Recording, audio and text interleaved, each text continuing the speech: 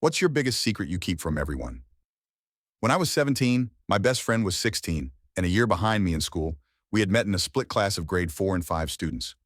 A couple weeks after the new school year started, we went out biking on a weekend, and he went over an edge on the pathway we were on and died.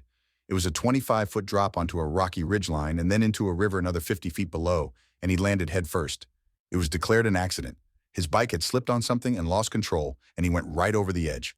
I was riding in front and didn't notice anything till I heard the crash behind me. He didn't make a sound going over the edge. When I turned around and looked, it was a sight I will never forget and still have nightmares about. I had a cell phone with me and called 911, but there was nothing to be done. Even from up where I was, I could see his helmet had cracked and blood pooling around his head. His family blamed me for the death, even though it was an accident, saying I had pushed him to ride to Hart. It was a bike path in the city, but they needed an excuse, or that I had distracted him, stuff like that. About 9 months later, I had to clear out our locker at school.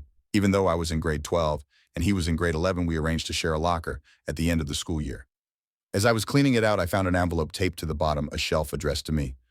I took it home, and it was more than a month before I could open it, 2 days after my 18th birthday, and it turned out to be a suicide note he had written the Friday before the accident.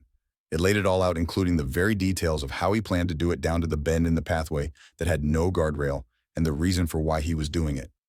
It has been almost 8 years since I opened that note, and I've only told a lawyer, who I contacted about having to turn the note over to the cops. He said no and gave me a detailed written explanation for me to keep as to why I didn't have to, and a counselor a couple years later. The note and the explanation from the lawyer in a locked box, as I could not bring myself to get rid of it. To this day, his family still blames me for his death, but I refuse to tell them the truth, as their religious beliefs would make it impossible to bear.